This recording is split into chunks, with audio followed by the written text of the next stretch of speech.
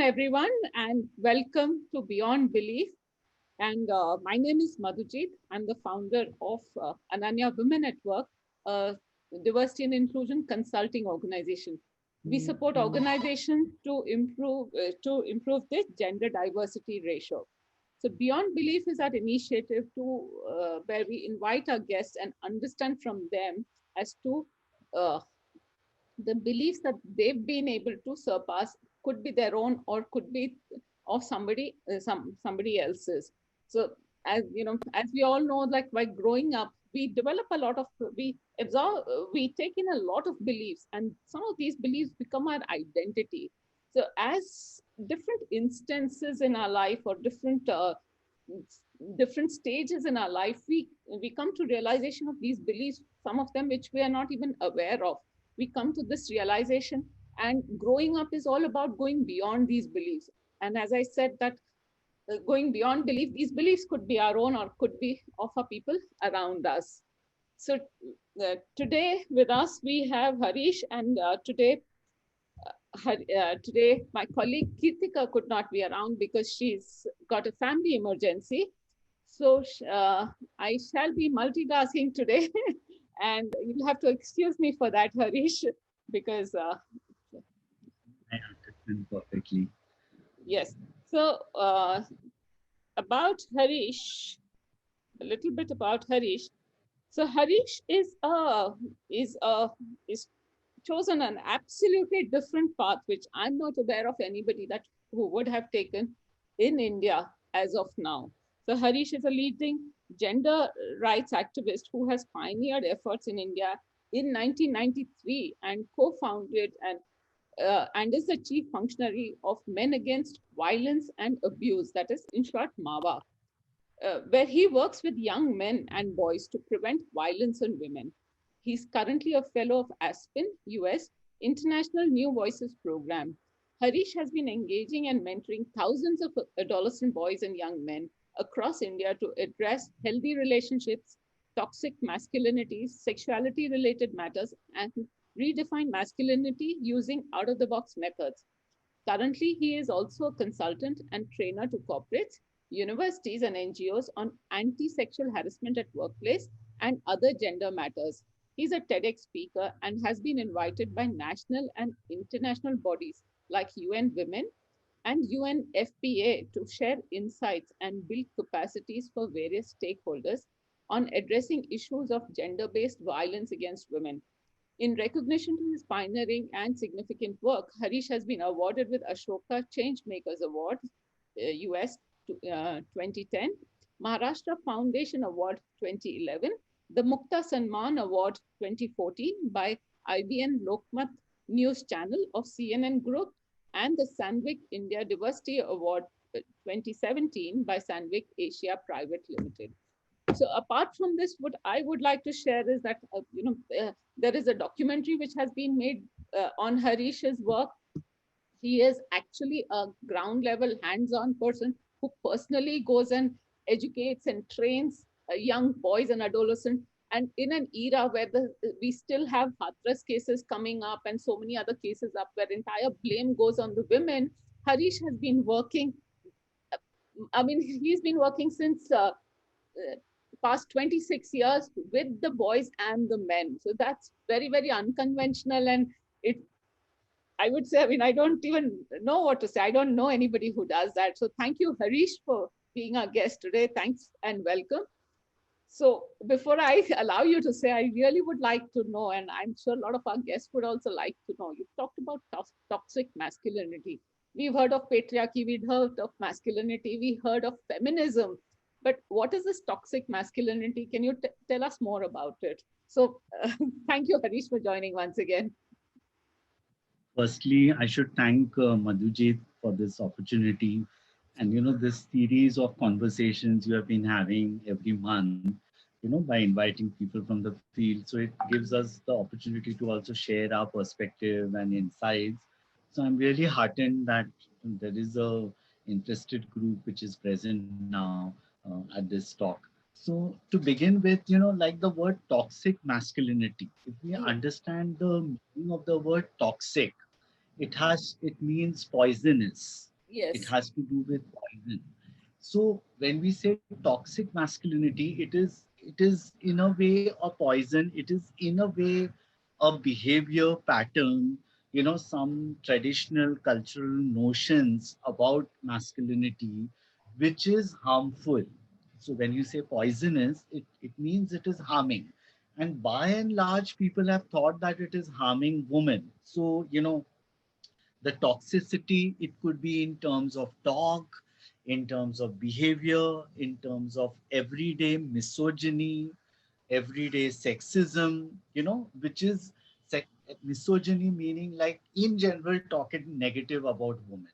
So I Mhm. think that you find men reeking of that kind of toxicity through their talk. You had a boys locker room incident on Instagram just few months ago. So it was the toxic talk which went. So there is toxic behavior, there is toxic kind of a mindset.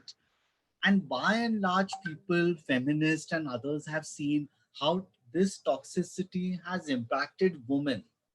But I would, a person like me, when you want to engage men and boys, I would also like to examine that this toxicity which is there in men, it impacts men also, harmfully and differently, maybe differently from women, but at the same time it harms men also. And also when you use the term toxic masculinity, you are not saying that that is inherent in every human, every man, and that there are other qualities in a man which are appreciated by the lay people, but it's only this toxic element which is there, which is the one which we are criticizing. So I Mhm. think, when we talk about toxic masculinity, it is not in general anti-male about which somebody is addressing. It's talking about only that traits which are of a toxic nature, which are harmful to both, in general mankind. And I think that is what we must understand. So it is not inherent, it is evolved, and it's a learned behavior. So I think that's what, I would like to focus, that this kind of, and also examples of toxic masculinity could be like, where a man is always told that he should suppress emotions, a man is told that he should not cry openly whenever he wants to, or even expressing his innermost concerns, innermost anxieties, innermost vulnerabilities. Because always it is expected that a man should be always, winner, achiever. So he is not fearful of anything. He is of a tough guys, the phrase tough guys, Yes. so Yes. the attribute that you have to be tough, even if you might be fearful on the face, you should not show it. So the expectations of a society, that also take a toll on the man. If he, if he sees that he's not achieving, if he's not winning, and in that process he's unable to take a no of a woman, so I think that also impacts his mental health, his kind of the bottling up of emotions which takes place in the absence of not venting it out. So I think that also impacts men negatively. So when we talk about toxic masculinity, even this aspect has been, not so much deliberated, but I would like to bring it, to the table whenever So we are you're saying discussing. it impacting us individually in terms of men behaviors at home and as a society as well. But as a country, also, is it impacting? Is there a impact? Of course, we can see apart from. I mean, we see the cases that are happening, and our leaders are not doing anything about it. Is it also a part of toxic masculinity or a patriarchy? So, right. So, the manifestation of this toxic masculinity you find at various levels. At the micro level, you would say, in terms of man woman relationship, where the unequal power relations are there, tilted largely towards the men. So there you find the dynamics which takes place where the men asserting over the woman, and, whether in terms of talk or behavior, you find a manifestation there. The Mhm. other levels you see in society at various other places is, for example, the militarization, the Mhm. rising militarization, where the countries are spending on defense, on equipment, with the idea to teach the enemy a lesson. Mhm. So there is a trait which is a typical masculine, the hegemonic or the dominant model of masculinity, that rather than spending on education and health, you find if the country is putting a lot on militarization, increasing militarization, so that is somewhere a reflection of the toxicity. And then another dimension I also give with respect to terrorism. So young boys who are radicalized and indoctrinated, so they are told that your role of a provider is something which we would take, and you should fight for religion, you should sacrifice yourself for jihad. So in a way, there also masculinity is at play. Mhm. And you find at the higher level, when it comes to the statesmen, leaders at Yes. different countries, the language which they talk, the language of authoritarianism, the impunity with which they Mhm. talk. So whether it is, you find leaders in the US or in Brazil or UK, so this kind of toxicity is also reflected in among the top leaders of several countries. So Mhm. so it is slowly being permeated across the fabric of a society. And therefore one has to see it in that light, that how masculinity is at a crisis situation. Although many of the men would not like to accept, or they are still in the slumber, that their attitudes are part of the problem. So therefore this toxicity is very much rampant, but for people have become so immune to it. Just like the virus which you find, you talk about immunity of a virus. So we are right now in our COVID times, we're talking about this new virus, but the virus of patriarchy, the virus of communalism is 1,000 years old. Yeah. Many Yeah. 1,000 years old. Yeah, just like in COVID times, a lot of us have stopped wearing masks, and you go out and people are assuming they will not get it. I guess as you compare it with the virus, their masculinity has also come to that level where people assume they don't have it, somebody else has it. You So, find Donald Trump is, giving least importance to wearing of mask or social distancing norms, or even considering the scientific experts, into hmm, confidence, regarding them, their suggestions and constructive suggestions, what they have to say. So those are disregarded. So when you don't give importance, and, you are into a narcissism, a state where, you are engrossed in self, and you don't see the people around you, including your colleagues and all, I hmm, think that's a sign of masculinity, the toxic masculinity, in a hmm, way. hmm, hmm, hmm, hmm. So I see a lot of questions coming up. Before I take up those questions, I'd like to ask my next question. So I have the privilege of asking the next question. Uh, I mean, you did your master's from TIS, and I'm sure most of your batchmates from TIS and your seniors and juniors would have taken a secure job in the development sector, or some of them even now top bosses in corporate sector. You chose a different path. How did this happen? And I mean, of course, the next question would automatically be, what was your family's reaction to it? Yeah. So you know what?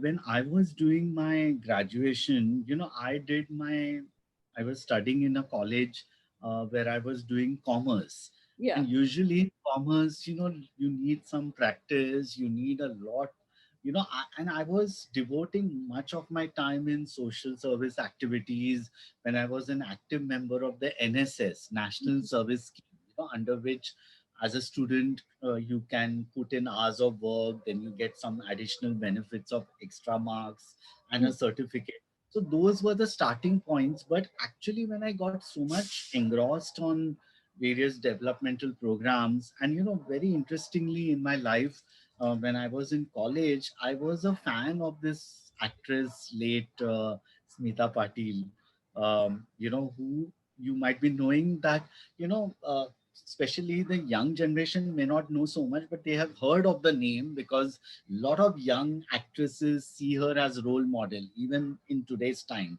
Yes. Because, she was a woman par excellence, an actress par excellence, trying to break the female stereotype. She had performed the roles of whether it was of a commercial sex worker, for which she actually stayed with those commercial sex workers of Bombay, before making the film, and tried to understand their lives. Then whether, the role of a slum dweller in a film called Chakra. Mhm. And I remember there was one film uh, called Subha in Hindi, but in Marathi it was called Umbartha. Now, Mhm. Umbartha means Dehleez. Like when you cross the Dehleez of Yes. a house is considered very symbolic in various ways. So in that film, the Smita had acted the role of a superintendent in a woman's institution where, deserted women, marginalized women are there. And in that film, it was shown that she had done a master's in social work. So I took inspiration and I realized that I could have taken management as a subject after my graduation and dabbled into it, because but then I realized that management was a course expensive even those days. Then given a choice, and I realized that, I have a lot of empathy for the disadvantaged. I can, I know the language Marathi very well, which was my state language here. And I've had a concern on gender issues because right from my childhood, I was subject, I was exposed to gender based violence, discrimination at a very close quarters. I was raised and born and brought up in a chawl kind of system, which is like a community dwelling where, a single room with common toilet, and you can see the neighbors' lives with close proximity. So I used to see gender based violence very closely. And, I was reflecting what is the role of a woman in society. And especially I also remember that I was as a child doing a lot of household work along with my paternal aunts, and I was often, taunted by my other classmates and, school uh, mates, Mhm. saying that I'm like a girlish, I'm a sissy, what sort of work I'm doing at home. And I remember that as a growing up child, I never took those taunts personally, but Mhm. rather I used to think that if they're calling me like a girl, means that does it mean that girls are not valued as important? Are they secondary? So I used to, rather thinking those thoughts personally, I used to think that, reflect on the status of women in general, what it is in society, that, how for smaller things, she is being hit, beaten, physically, psychologically, all that at a very younger growing up age. And when I was doing my masters, I used to think a lot on, what interventions are happening, one if one has to address on gender based violence. So I felt, exclusion or absence of men in any kind of movement for equality was, I think I felt a lot about these absence. And then, then after my post graduation in social work, when I was working at CRY, an NGO, that time I came across a interesting ad in a newspaper. You Mhm. know, it was by a journalist called C.Y. Gopinath. He was writing a column, a weekly column on social issues. Mhm. And the first time he wrote by blindfolding himself and articulating what are the problems of a visually handicapped person. Yeah. So that was Yeah. his different style. So one such Thursday when the article appeared, he wrote an article on wife battering, in short, like domestic violence. Mhm. And while talking to a cross section of people, they had exclaimed that, unless men's attitude change, nothing is going to happen. And that triggered him to, why not put up a ad, a sort of a box appeal, saying like this, that wanted men who believe that wives are not for battering, and if you are a man wanting to stop, please write to box number. Yeah. So interestingly, that he gave that ad and it appeared 2 3 times in all its sister publications as well, apart from Indian Express. So 205 men wrote, in response to that ad, including me. And I Okay. was the only one, a trained social worker, and I had my these own motivations why I wanted, but the rest had different levels of motivation. One was a student, one was a doctor, one was an engineer. So they were men from diverse fields, and the common thing they felt that this should be stopped. And I thought, if this could develop gradually as a movement, and I'm able to take the mantle, this Yes. would be a different kind of a process initiated in India. So that's the exciting journey, what Mawa. So in response to that ad, an organization came into being by the name Men Against Violence and Abuse, and the ad had appeared in 1991, but the organization came in 1993, after 1 year of deliberation, what Okay. we can, you know and Mhm. in March 1993 we registered. So Okay. I have chosen this as a conscious process, like as a profession, that I wanted to do out of choice, social work as a career. And then, I when I passed out, we were having those kind of idealism that, monetary compensation for whatever field you choose, you will surely get. But Mhm. if you take different kind of roles and challenging roles and something which contributes to the root cause of a problem, Mhm. it was very interesting that I had in my mind these thoughts that exclusion of men was happening, and without engaging them, men are seen as part of the problem. So it was as good as thinking that, I appreciate that they are part, their attitudes are part, but therefore they should be also part of the solution. It's logically, that way. So Yes. that way, I didn't realize, and I thought, like, I will work part time. That time I was working with Cry, and after a few years, I was working with a pharma company, Glaxo. But then, I left that goody job, and I realized that if I focus my energies on this different kind of movement, which I should be able to shape, then that satisfaction will be altogether a different one. And I think when I see the young men, through my work being changing, there's a cultural transformation, then that keeps you kicking and keeps you alive. Yeah, I know. That's And it. I was reading all the stories of all the boys, 25 boys, I think, whose stories have been put together. And it is so beautiful to read each one, so heartening to see how each of these people whom you've mentored are now are becoming trailblazers themselves. I mean, they're holding the mantle themselves and taking it forward. So, um, uh, from my Okay, so my next question, I think Abhay has volunteered to support us with taking Kirtika's place, and he'll help us with the question. So Abhay, would you like to ask something here right now? And right, no question right now. I thought it's a appreciable effort. I thought it's a drop in the ocean. You must be facing a lot of challenges. My only question is it a financially viable option for you? Do you find that, if someone wants to get in, a young person wants to get in into this, do you think it'll support them financially also, so that they can have no hesitation about taking such things, roles? So, the journey has been with full of hiccups and difficulties. There have been struggle because, firstly, to establish that working with men and boys is equally an important area when people need to invest. So you need to re-emphasize this fact before potential donors and supporters.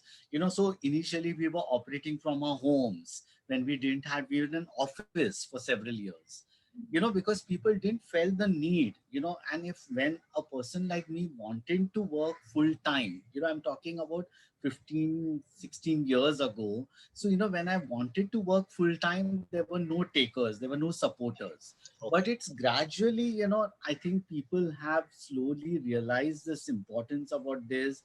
And especially when I keep them telling what are the accomplishments, like when I tell some 700 plus young mentors of mine have reached out and influenced over 3 lakh other young men, their peers, and how they are standing up for the women in their lives. They are, walking the talk. when you give these concrete examples, when Ashoka Changemakers felicitated me, something, an international award, that really caught the attention of the local people, and I find, so now very interestingly, last few years, we have had some stability. And as you said, our work in Maharashtra has now, with these in 9 districts of Maharashtra, I've been able to create a rich pool of mentors. And there are lots of educational institutions calling us across the country, schools, colleges, universities, because, we believe more in preventive level work with youngsters, young boys, and, so I find, and now, with the support of Ford Foundation, we have started a new initiative last month called Manush, which is in 3 states outside Maharashtra. So the work, has now, we want to work long term in 3 states of Assam, Karnataka, Gujarat, you know, and there are 4 new staffers working with me full time. So their salaries are supported by Ford Foundation for a longer period. It's because they want me to invest in those boys and enable them to be mentored gradually, through a process where they are, unlearning, learning, and they are deconstructing masculinity. So it's a slow, steady process in which, now funders have realized the importance, and they also realize that if you don't invest in men today, the future is going to be bleak. So I think that understanding is slowly coming. Of course, the way it should have been, I have been working, as I say, 27 plus years, but my work I see as a drop in the ocean, as you said. So, unless other stakeholders realize that this is equally an important area to be invested, say, for example, CSR, corporate social responsibility, one of the areas is gender equality, like the areas as per the Companies Act where they can invest. Now, the limited understanding or narrowed understanding of many of the people in the corporate sector is that, when you talk about gender equality, you need to have some income generation program for women and girls, and that's the limited. They can't even think that when you talk about gender equality, even if you do a sensitization workshop for the male employees of your own organization, that is in a way contributing to gender equality. So, or the community at large, if they are investing, if they can do a long-term project which is about attitudes and, changing attitudes, investing in that. I find there is, you talk about the word entrepreneurship among the corporates, but they don't see enterprising men, in this area, investing their time, effort, in changing the mindset, although there are metrics available. So, one of the things I forgot to mention was that when Harvard University's South Asia Institute, which is present in India, when Mhm. they did a documentation about the impact of my work, Yeah. it's through that 25 stories we were able to publish, and also a video which tells about the processes and the methodologies. Because, like, you need, just as you are working with women and girls, there are certain technologies and tools which you will empower. But similarly, for men and boys, you need to have a different set of tools, which I have evolved over the process, over Okay. the years. Okay. So I think, gradually this thought at least is being talked about, but of course, concrete steps by different stakeholders is yet to happen, and I feel it's very sad that, like how Madhuji mentioned, that, incidents, what happened in Hathras, they keep on recurring. You had the Nirbhaya gang rape incident in Delhi, and, I felt that it was the first incident in independent India when a large number of youth, including young men, had come on the streets first time, like addressing it as a public issue.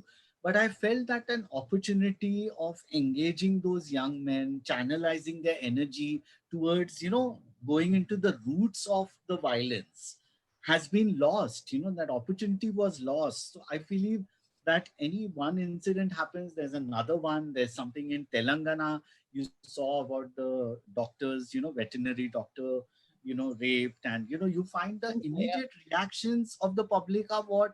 Either you have chemical castration or hanging them in public or capital punishment. These are with respect to men, and with respect to women, there are statements like related to victim blaming, which are like, what was the girl doing at that time of the night? With whom was she? What was she doing? Was she alone?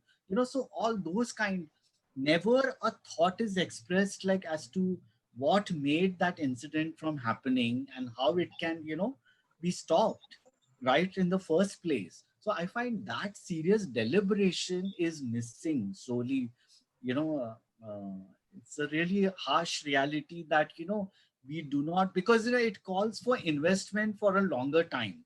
And if you don't invest in younger boys, at least on a preventive level now, today, you know, uh, I mean, you're seeing signs of younger boys. There is increasing amount of incest which is happening. There is male child sexual abuse which is happening. So the cases of bullying and harassment which is happening. The kind of threats which young girl as 5 year. Yesterday we heard of a well-known, I think, sports personality. His daughter is getting a death threat who's a 5 year old.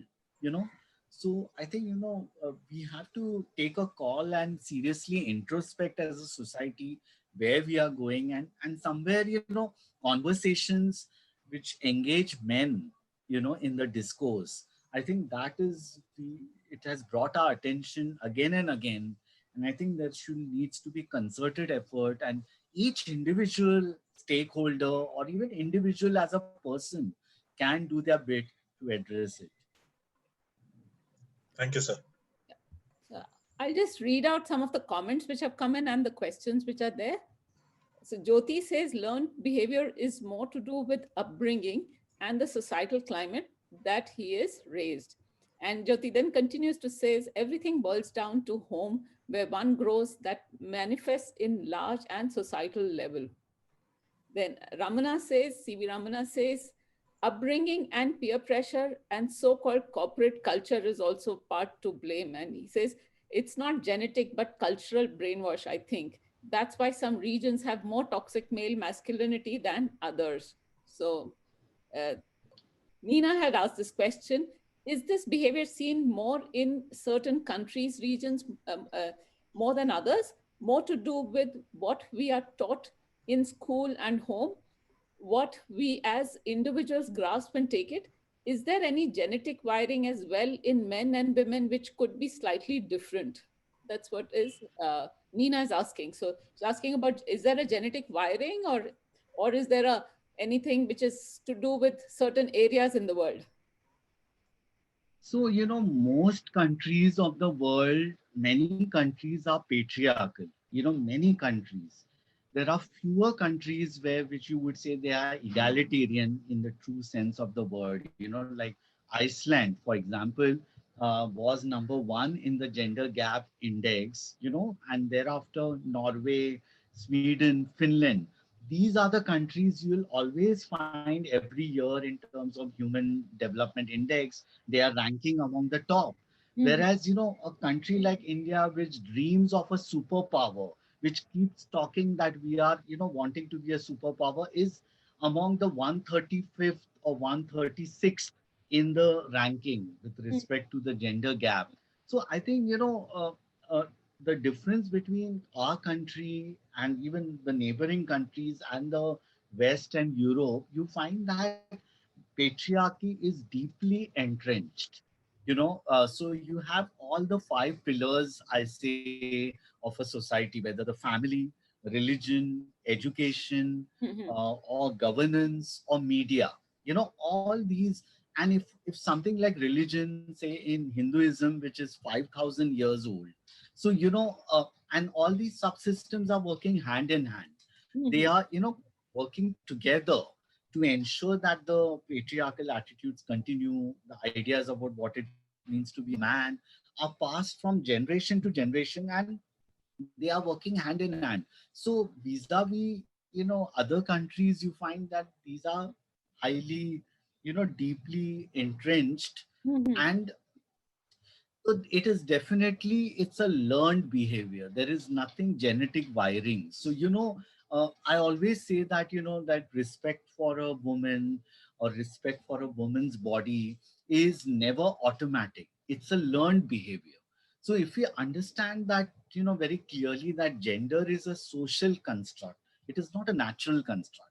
If it is a social construct, then it is subject to engineering, and it is possible that, people who had hard ridden ideas can change. And Mhm. especially, I have been investing my time and effort in the young men in their 20s, because I believe that's an age where even if they have certain attitudes, it is subject to change. They can examine, see, on certain aspects they may be progressive, but on certain other aspects they may be regressive.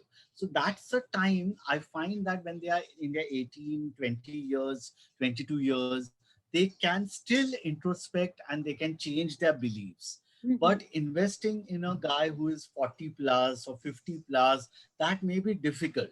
So I find, it is definitely subject to change. And my work consistently with, a set of young men, I see that, when you constantly give them the support system, to question patriarchy, to redefine masculinity in their own way, when there is a support system around and consistently you work, there's a lot of, perseverance and patience required in this kind of work. Because, if say for I'm working with a 18-year-old boy, I cannot forget that till he joins my space, or talking about gender in a sensitive manner, till then he has carried certain attitudes. And for that to wash away, it's not going to happen in one workshop or one session. It will need a series of continuous engagement. And I think therein we, the autonomous women's movement, they say that the movement started in the 70s. 1975 was the International Year of Women. And Mhm. thereafter, since then till now, the women's movement has gone through various steps. And you see that a large number of women, ordinary women, are assertive about their rights today. So that is definitely a fallout. But what I find is that because we focused our energies with women and girls Mhm. and did little, towards addressing men and boys, we are seeing the result today that a large number of men feel threatened. They fumble when, their partners or their spouses are expecting them of equality, and they feel threatened. They feel insecure. You know, like I tell very in a jokingly manner that, the feet of today's modern man is one feet is definitely in the 21st century, but the other one is in the 18th and 19th century, because he's raised as a traditional man largely by his mother, through which, he is disconnected with these kind of issues. Anything to do with gender-based discrimination on a woman is seen as a woman's problem. So if he has not been raised as something, where he can see these problems as equally that of a man's problem, and in a way these problems are not because of peculiar problems of women among women. These are because of the impure man-woman relationship, unequal power relationship, and because of the attitudes of men towards looking at women. If that is at the core, then it has to be seen as equally a man's problem.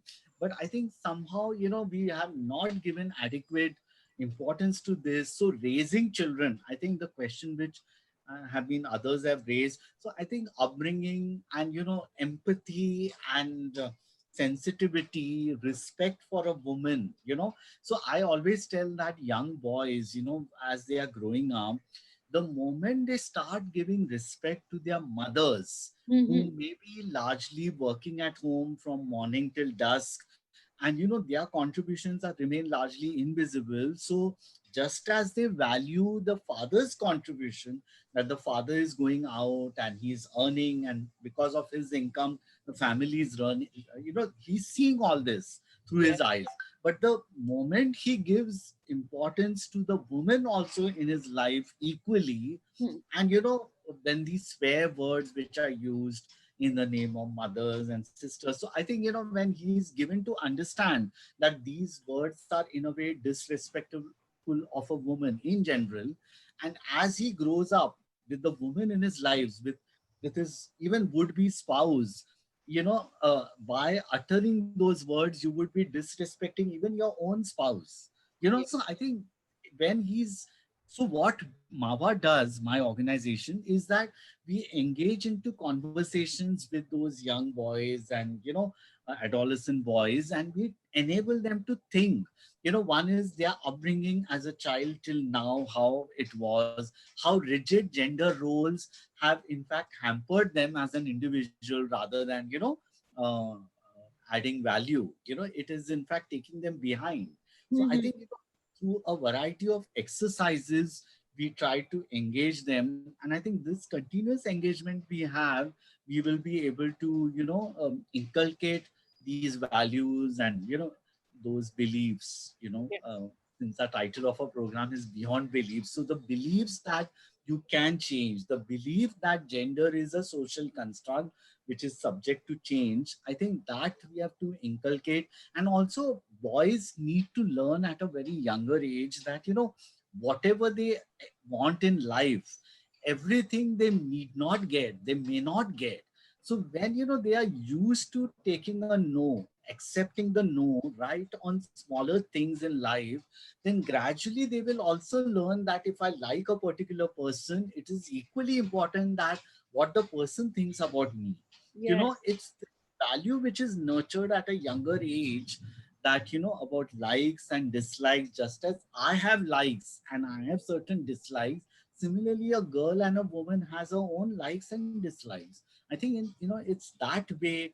So there needs to be reinforcement by parents, by teachers in schools. And unfortunately, whenever this topic about gender comes, there's one area about sexuality education, and I use the word comprehensive, integrated sexuality education, which I find is at the roots of most of these problems. Because I find young boys are in suffocating molds. They are told in a particular way, either this or that. The binaries. A Yes. man should be like this or like that. Like beyond the two, there can be more possibilities. I think that is never explored, and the emotional quotient of a child, is never made to develop. The EQ, what Yes. we say, and I Yes. think the EQ will, the moment, activists like us would like to say that men should stand up and talk about women's rights. But my question is, when men do not have the culture to talk about themselves, what they are feeling in Yes. general. And the moment a child is of puberty, that thing is thwarted in him. The moment a child starts expressing what he feels, how he feels, he's told that, are you talking like a girl? Stop talking like a girl. And that's when I believe that, if we want to really re-examine our own beliefs Hmm. and the values which we inculcate in youngsters, and I think raising men, it's the EQ level. If we increase and invest in that at a younger age, it's only then gradually these ideas about respect and empathy will really find You suddenly lost your voice. Yeah. Okay. So I would like to ask more questions, but what I'll do right now is Jyoti has put a couple of statements, and I would like Jyoti to come forward and talk about those. Jyoti, would you like to unmute yourself and Yeah. Thank you so much, Madhuji, and thank you so much, Mr. Harish. It was wonderful listening to you. I was just wondering, I mean, wonderful efforts that you've been doing, but like you also mentioned, and Mr. Abhay also mentioned, it's just a drop in the ocean. But I definitely appreciate one step at a time. So what? If you have reached out to 10 people, 10 people have seen the change. But my question is, how do you keep yourself motivated? Don't you, at times be pulled down? Or what makes you say that, no, I would want to continue come what may? Can you share some instances, some experiences which, may take you forward or push you forward?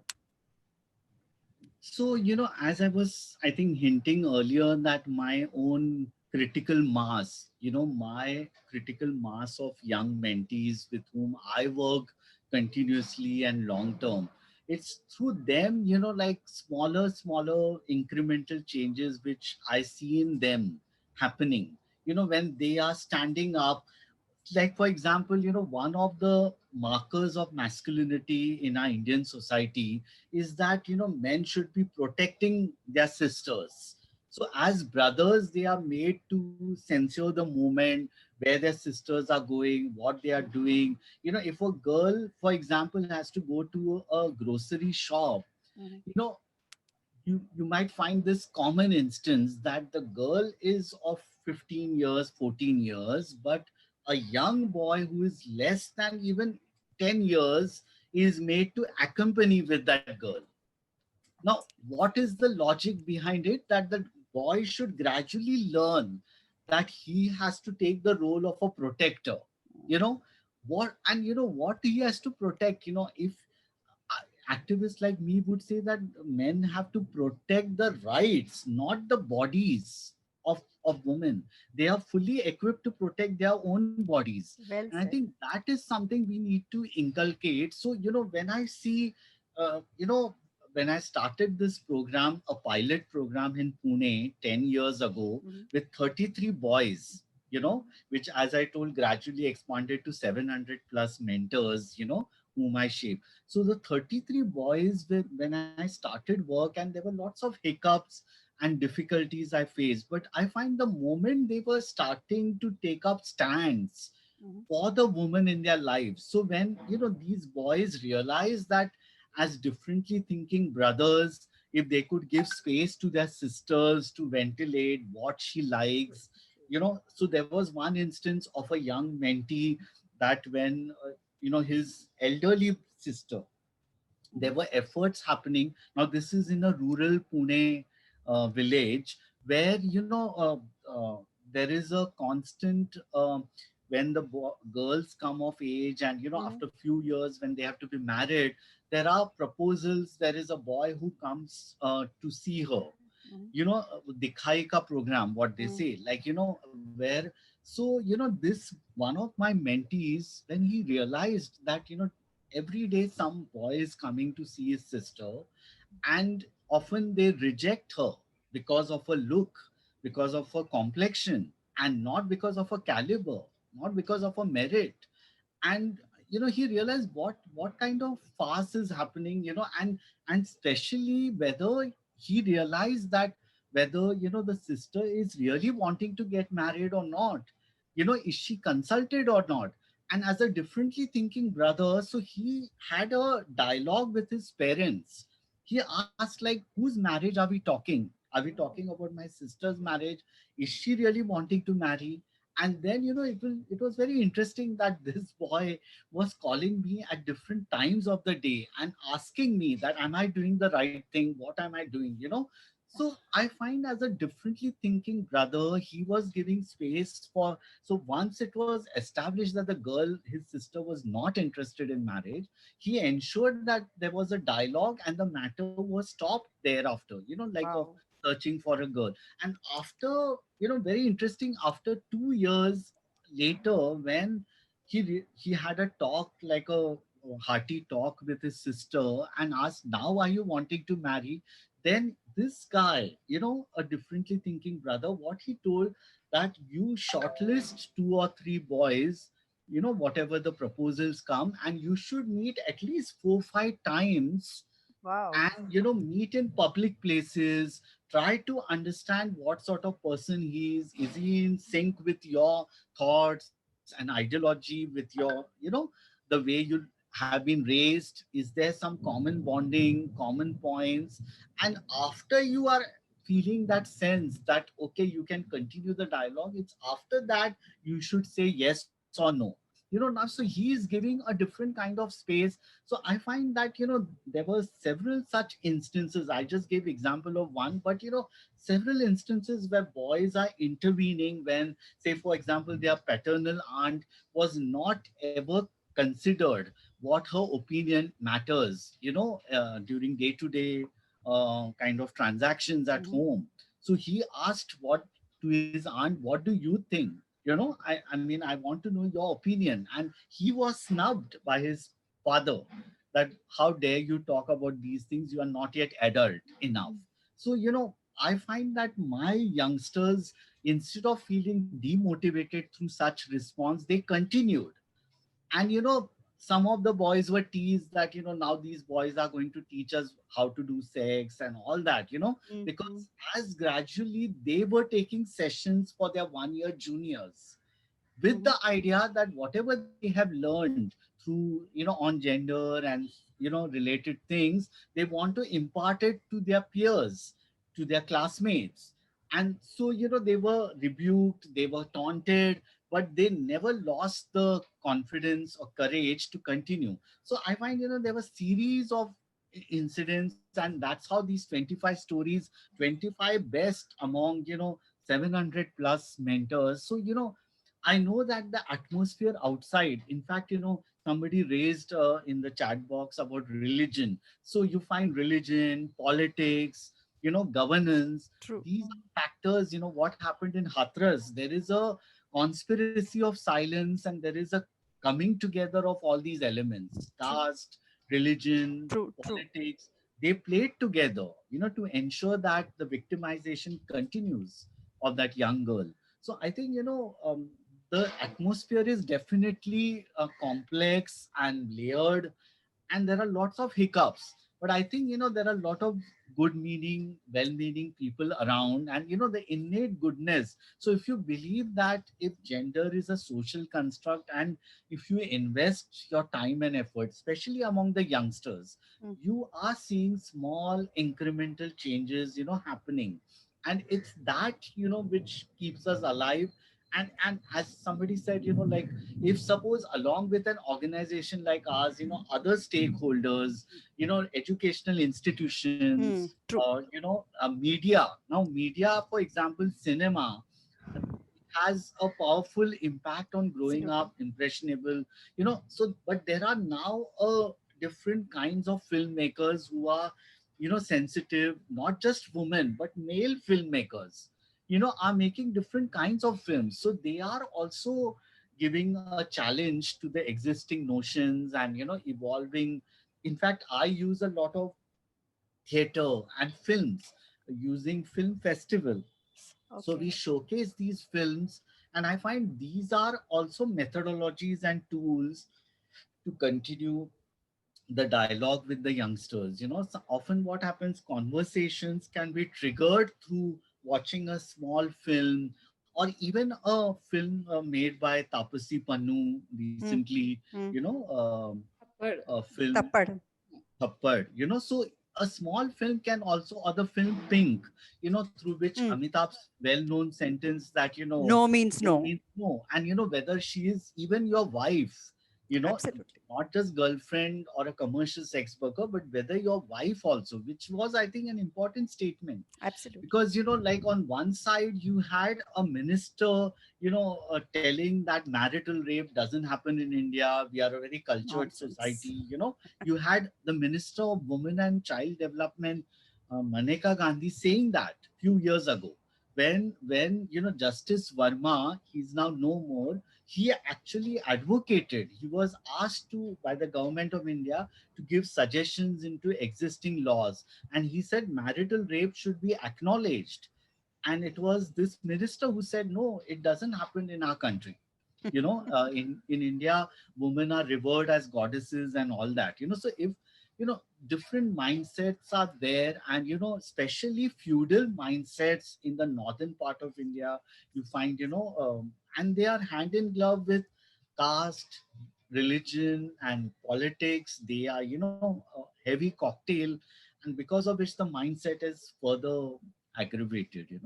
So we have a really long way to go, but I think in our day-to-day life, if we examine how with impunity people are behaving, so unless we question that in our day to day or even in smaller ways, you know, and unless that happens, this virus gets replicated and mutated in different forms.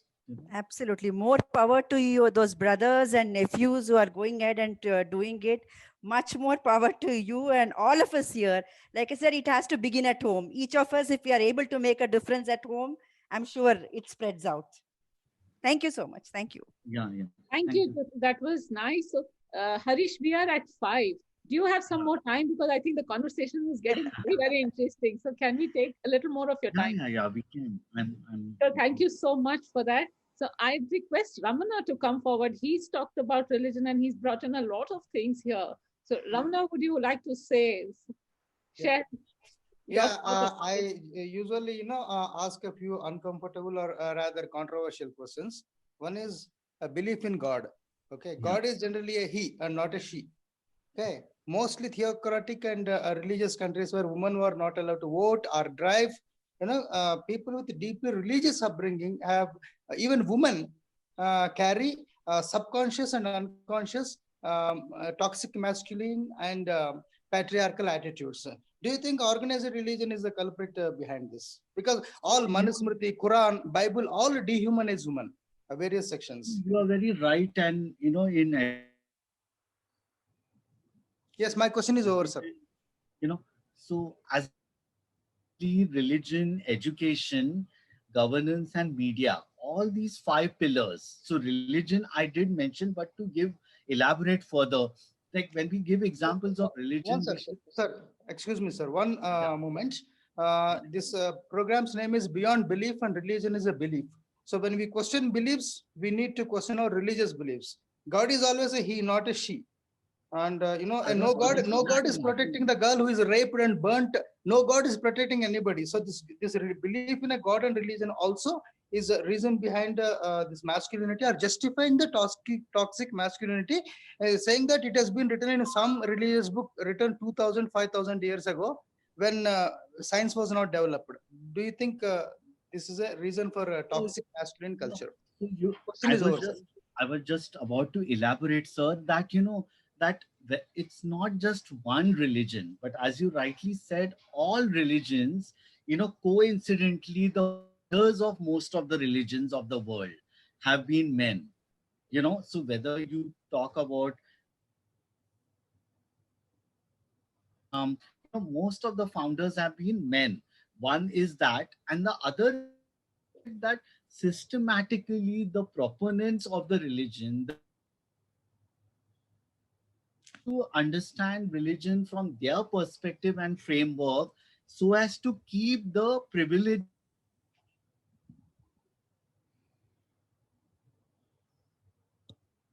Sorry, Harish, we've lost you. Harish, we're losing you in between. Oh, I'm surprised because Yeah. are you able to hear me now? Yes, just in between, sometimes the voice goes. Okay, okay. That's all. So Otherwise, I was giving example of the Manu Smriti. So, like where Manu several thousand years ago had said that a woman is not fit for independence. Phrase like Stri na Swatantrya Maharti. So we had even a famous poet like Tulsidas who Mhm. wrote Ramayana. And he has this famous line that Dhor Gawar Shudra Pashu Nari ये सब है ताड़न के अधिकारी. Now, what does this sentence mean? Dhor is the name of a community. Dhor, Gawar, like somebody who loiters around. Gawar, Shudra, Pashu, Nari. So 5 important things. ये सब है ताड़न के अधिकारी. ये सब पीटने के अधिकारी है. These are like fitted to be beaten. Is a stanza from the Ramcharitmanas, which is written by Tulsidas. So, so they have been reinforcing ideas that how the woman's role should be relegated to the household and she should not be moving outside the home. There should be, the words like Lakshman Rekha has been used even by our prime minister. What does that word, in what context Lakshman Rekha is being used, that you better understand your limits as a woman is being told in modern day times. It's a word from the Ramayana, but it's being reinforced again and again that women should remember their Lakshman Rekha. So, and how did Ramayana actually started? The origin was that, I mean, the basis of Ramayana lies in the fact that Rama's brother, Lakshmana, liked Shurpanakha, the sister of Ravan, and uh, like he was expressed, he did not like it, but Shurpanaka expressing her feelings for Lakshmana was not taken in the right spirit. That is the starting of Ramayana, that her no, that his no, and he is not accepting. How dare a woman expresses her feminine feelings, and as a result he not only throws a bow arrow which will cut her nose, but there are several versions of Ramayana which tells that even her breasts were being affected. He tried to put up a arrow over her breast also. So the example that woman should understand her limits and she should not express her feelings, that was the starting point in Ramayana. So, even Mahabharata, you find, so, every religion you find examples. So even Gautam Buddha, when he started Buddhism, when he started preaching Buddhism, you and I should be knowing that his first disciples were all male, and his best disciple Anandan brought to his notice that, don't you think that your disciple should include a woman? It's then Gautam Buddha said that I had completely forgotten. It never occurred to me that I should have had women disciples. But he corrected that, his stance of his, and thereafter he admitted a large number of women disciples. So, what I meant, as you rightly said, Christianity, you find that so much of emphasis, as you rightly said, father, son, these words which are there.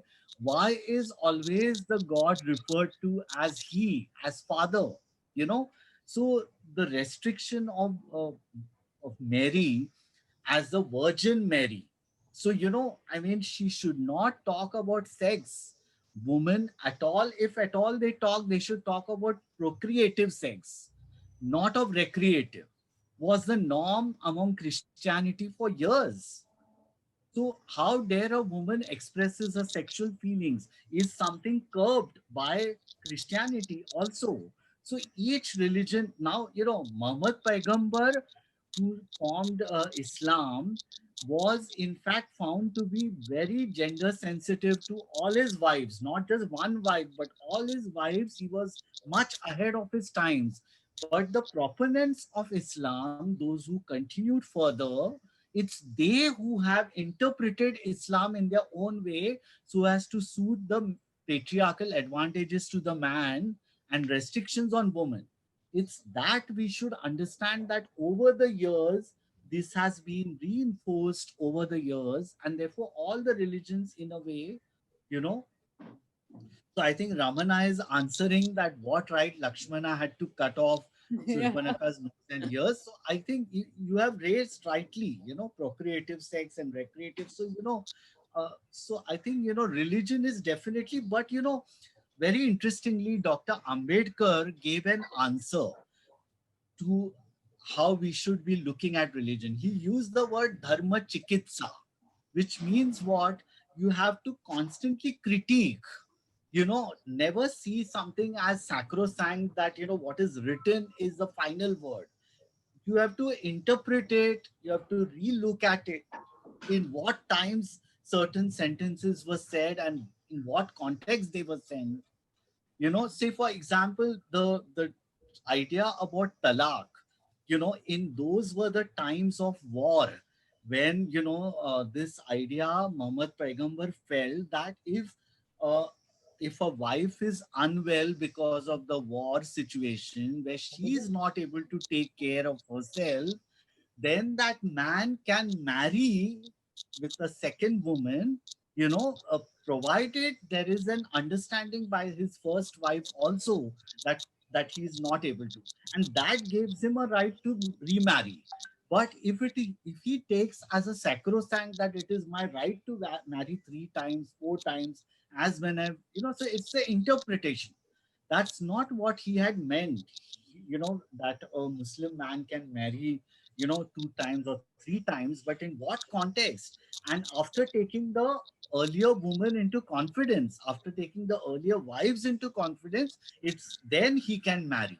So it's, what the founder or the proponent had expressed and how it is misunderstood. So you find that among the Bohra Dawoodi community, the practice of female genital mutilation is very much there, and it's there very much in our Indian society, you know. So it's there in the Middle East and several other countries. And, so even in India, that is not seen as a crime by many. So this is under the garb of traditions or customs, which religion is upholded, and under the garb of that, this has been continued for years. Girls as young as 7-year-old have to undergo this cut in their vagina under the practice of female genital mutilation. This is happening in India. This is in the name of religion.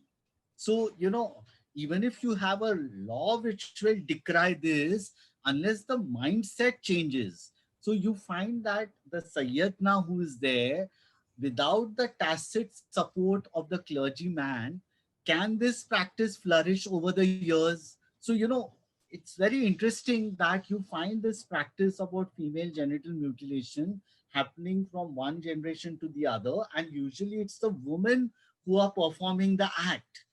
But, they are seemingly the villains, but the real villain are the tacit, the men who are behind the scenes, and the clergymen who gives this kind of dictate that, women should undergo that circumcision and that kind of mutilation, to her body as a part of our culture. So I think, where people question religion, orthodox religion or organized religion, as you said, it requires guts. It requires guts and courage to question this, the notions about women's pleasure, which is denied by religion, as one of the things. So I think uh, correct. So I think, and this question about purity, virginity also comes from time to time. There are, sadly speaking, in a place like Maharashtra, women have to undergo virginity tests. And I think in other parts of the country also, there are practices like on the day of the marriage, there is a bed sheet put on the cot of the married couple. And unless, it is found the next day morning that she has bled, it will not be seen that she is of a pure or an impure woman, depending upon if she has bled, that means she was a virgin. If she's not bled, that means she was not virgin. These kinds of inferences are drawn by the villagers, by the community, and they have, boycotted some of the couples from young men and women, who have said no. So there are young boys, I have seen a young boy who is leading a movement to fight against these virginity tests. So there are some positive ways of hope also happening around. But it's a multi-pronged approach, like this topic about gender-based discrimination, gender-based violence is such a, a wider spectrum when you say gender-based violence. So, we are talking about reported or recognized kind of violence as domestic violence, as rape, as, but what about misogyny? What about day-to-day, verbal abuse, the swear words which are used, which is almost like a national habit of our country. So I think, it's the cultural, if you want to address the rape culture, that's the word I would say, and the normalization of the rape culture, which happens in our day-to-day occurrences, it's unless we take a stand on that, on the day-to-day normalization, it's only then, these other forms of violence which get aggravated because of our immunity towards these kinds of, the day-to-day kind of violences. I think, if we start taking a stand in our day-to-day, how in general derogatory statements are being made, misogynistic remarks are being made. If somebody gets, I guess, we need to take the conversation that what each person can do. I think, Yes. Madhuji would like to, so I think Nandini has given my response directly. Yeah, People need to I was stop also shrugging reading. it off as a part of life, as just as a joke. So, Yeah. to give an example, if any one of us, now I'm giving a concrete example, if a girl gets on a WhatsApp, a message which is derogatory, which is demeaning to women in general, and the the recipient of that WhatsApp knows the sender very well, unless the recipient tells a clear message like, look, henceforth, if you start giving me these messages, I'm going to unfriend you. Now, this can be a stance taken not just by a woman recipient, but even a male recipient. How many of us would respond that way? And that is a concrete example of day to day taking up a stand. And I'm sure there are many of us who receive, and I would tell with my own example that I have unfriended several of such people. When you start taking a stance individually, it's then you are inching one step towards that equality, and you're seeing it, like, so I think, bringing, so, what, there is a phrase which is called bystanders approach. Yes. When something is happening in front of you, when you know that it is happening to another girl, but you are just passerby and you are not taking any stance, especially the boys who are passerbys, they will gradually be groomed to see this as a part of their life, as a, if as he grows up and he becomes a mature elderly man, unless he also utters those kind of words and that kind of approach towards a woman, he will see himself that he's a henpecked husband. He will see himself that he's of a what kind of man, if who doesn't have many girlfriends, who doesn't have forcibly behavior over a woman. He will see himself as a lesser man. So I find that unless men take up a stand, and also women encouraging men to take up active stands, I think that is both needed to be happening. And I let me tell you that there's a dearth of role models among males. You will find that there are very few people, whom you would name as sports person, as cultural ambassadors, who would really say that I believe this in my personal life, and that's why I'm talking for equality. I find, but there are hope, I should tell, among the lay people. You don't have to have a big role model. Even lay people can encourage each one of us to continue this kind of thing. And I'm telling you that I have seen so many lay people, there are men who are ventilating their emotions, talking about what they feel, irrespective of the, label of a different thinking man, so when they are talking and emoting, I think that is one step the society is moving towards a healthier society. Otherwise, we will continue to be a sick society. I think we need to have an upstander, so I think very rightly said, from a bystander, from being neutral to actually siding with the so you find that in Hathras, for example, there have been a get-together sammelan of the so-called upper caste people. What sort of society it is, and they are meeting together to tell that the girl's family had falsely implicated the upper caste men. So you find that there's a get-together of the upper caste men coming together. What sort of sign it is telling that, you will try to intimidate all others who are fighting for justice. And I think, we need to have a supporting system coming, Yes, so Nandini somewhere has mentioned that the misogyny also, is inculcated in the women as well. They are also, carrying forward the misogyny and the patriarchal beliefs that are there. So that's absolutely true that we need. So she says women also carry internalized misogyny and patriarchal values, and they reinforce them too sometimes. Their self-worth, respect as a parent is often tied to it. So yeah, so that brings me to my next question. There's no question there, but that brings me to my next question is that as parents, what can we do with our sons? And of course, as young boys, what can they do?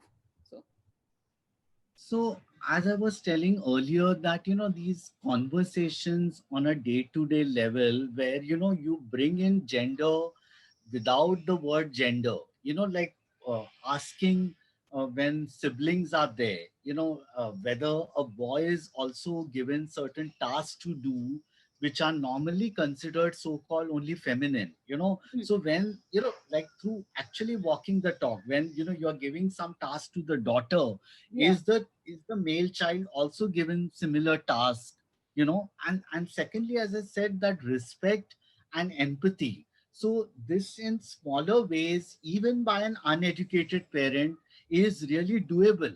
Is something like bringing in the conversations, so again, in the textbooks, for example, the school textbooks, you find examples where, I remember in my childhood, like in the textbooks, like where Ram went to the market and he bought a bullock. Uh, and after a few years, when the animal was sick, he sold it. The question is asked, like, how much did he bought for and how much did he sold? And I don't recall any instance in place of Ram whether Lakshmi went to the market, that kind of example given. So, which means commercial transactions are always to be done by a man. I think that you need to, and if at all women are shown doing in business, it's always in smaller industries like pickle and jam and all. There are examples of women entrepreneurs. There are Hong Kong Bank, ICICI Bank. These are banks led by women. But I'm just telling, since I worked a lot in rural areas also, in a place like Kolhapur, which is known for factories and big businesses, sugarcane factories. The mindset among an average 18, 19-year-old male there is that women do not, do businesses. They think emotionally. They are most of the time emotional. They do not use rational thinking. This is of a 18, 19-year-old man, and how she doesn't know how to do transactions, then how can she manage businesses? This was what recounted by many young men. So, a lot of attitudinal change related work has to be done, where examples that women are also entrepreneurs should enter and be given in the textbooks. So I find that is not happening. So one is day-to-day examples, and boys encouraged to emote, to talk their mind, to talk their feelings. I think these are steps which every parent can do, and this can be encouraged by any adult. But I think the other point which came earlier, that often women also are carriers of this patriarchal notion. So, but we must understand the difference that often women in society, by and large, the status of a woman is associated with a man. yeah, It is always relational, that she is somebody's sister, somebody's wife, somebody's daughter. Her own identity as an individual with her own likes and dislikes, with her strengths and weaknesses, that is never considered by and large. So, what happens? The average woman, in order to retain that whatever limited role she has, of as somebody's sister, somebody's, so as a result, you will find there are instances where you may see that a woman is trying to plan sort of fight with the other woman. So seemingly you may see that woman is an enemy of another woman, and those kind of remarks and beliefs are being passed. But actually you would analyze, when you analyze and see, you will realize that actually it's the woman, whatever role she has in society, she fears that that role, say for example a woman mm, who has been subjugated to several restrictions mm, over her life, especially before marriage and post marriage, and now when her son is getting married. she feels that whatever little space that the son was respecting, that will go off the moment, it will be accorded to her daughter-in-law, So as a result, she tries to prevail upon the daughter-in-law. So therefore, we must analyze that, and I give example of South Africa, when for several years they were blacks who were ruled by the whites, who were Yeah. utter in a small minority, Yes. for hundreds of years. So, and we recollect that when the blacks got into power after so many years, there was a lot of anarchy which happened, in that society. What Mhm. was that anarchy reflected? It was saying that after your rights have been acquired after a longer period, there is bound to be some explosion, Yes. so it's all how you analyze rather than making generalization that a woman is an enemy of another woman. Just as I gave you example about female genital mutilation, the act is done by women. So there's an interesting film made called A Pinch of Skin, Okay. made by one of the women, from the community, and she says that in the whole film there were only women shown Mhm. and talking about this issue about female genital mutilation. So in the whole film, you'll find that a elderly woman is conducting this act on another girl who is 7 years, and seemingly they are the villains.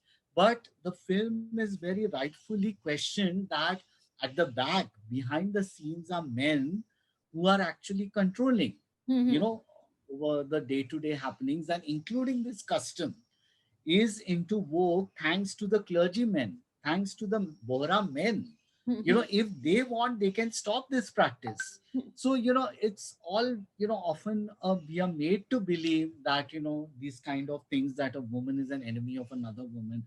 And also, so therefore, what happens in order that the patriarchal system should remain intact, and therefore, whatever limited space and identity she therefore is in a way helpless situation to reinforce those attitudes that accord a special status to men and restrictions on women. So you will find examples that a woman who has a son and a daughter, sometimes she is made to discriminate in subtle ways, but you should understand that she is still doing not out of choice. Yes. Whereas if a man wants to change, there are very less setbacks for that.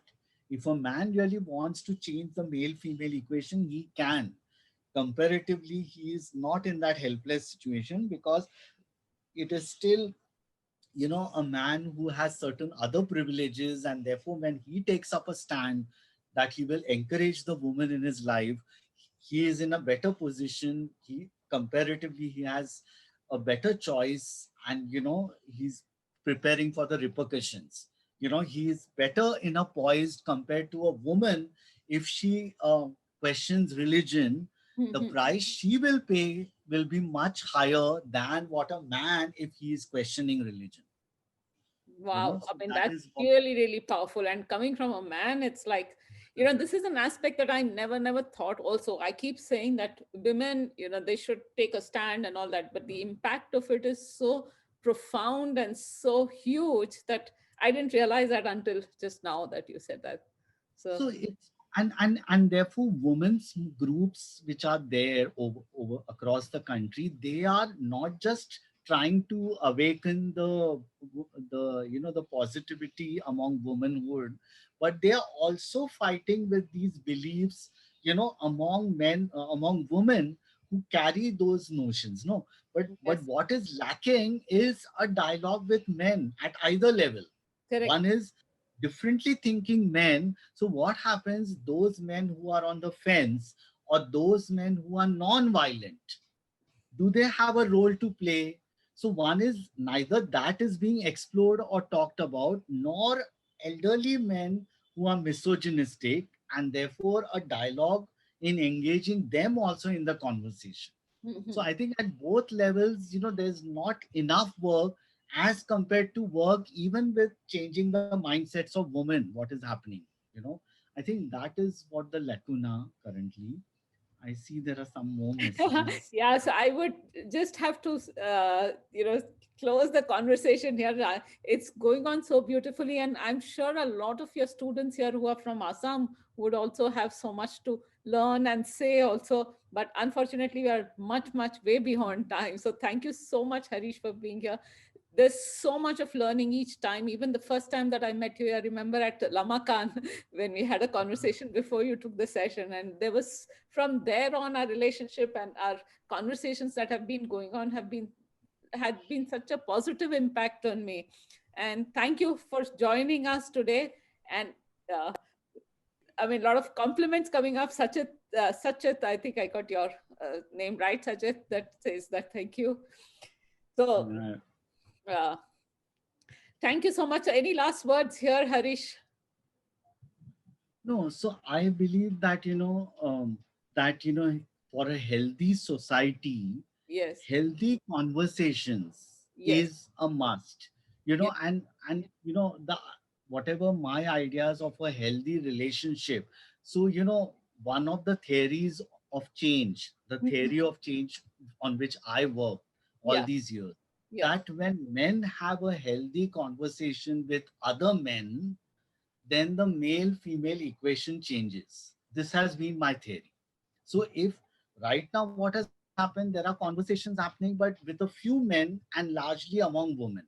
La- The True. moment there would be healthy conversation, even so, when I'm mentoring young people, even if a trained mentee of mine talks with three other boys, Mhm. he may not talk before a bigger group, but even with three other men, and there is a healthy conversation being encouraged, that itself will give a ripple effect to Mhm. the change which we want to see larger in society. So I think, the answer lies, if we want a society, where men and women live in harmony and peaceful coexistence, if that is our vision, then we need to have men as a important part of important ally I in love all it. our fight for a gender equal society and for a violence free society for all. Yes, We are not talking about violence free society only for women. We are yes. talking about violence free society for everyone. So, this toxic masculinity, I think, it's a now is the, and coincidentally, I think today is the World Mental Health Day, Mental, so right, where, right. you need to talk about men's mental health Yes, equally, yes. that if that has to be retained and, in refined, then I think, we need to give time for introspection and, ways of conversing, a healthy man-to-man dialogue kind of a talk. I think, this is what I would like, if even if at an individual level, each one of you who are viewing this can do with another man and help the conversation take forward. You are contributing in a very small way towards that gender equal society. I Mhm. think I'll stop here. Thank Yeah, you for the opportunity once yes. again, Madhu, Thanks, that, Adnan. And Ramana says it as a last word, that Ramana says that I would like to know how this acts out in the workplace. And we will definitely continue this conversation. I'll have to invite you again, Harish, for this conversation to continue. Sujit ji, everybody, you have thanked Harish ji, but you have led us to this, and I want to thank you. This was a fantastic session, so it has happened due to you. So thank Thank you you so so much. much. Thank you, Abhay. Thank you so much. Much appreciate that. Okay, so one last picture can we take? If everyone can switch on the cameras, it'll be nice. We can take a quick picture. yeah, I think there Yeah. are several of my team members there, Okay. I I'm think so some have glad left Sachin because of the and time constraint, but definitely. So a quick smile would do. All of us, please. Thank you. See, Mr. Ramana has left already, and a lot of others so have left because of the my time team constraint. members give like a slogan every time to encourage that smile, Uh-huh. like dismantle patriarchy. And you say it with a smile. Then I Okay. think the smile will come. Dismantle patriarchy. Here you go. Thank you so much.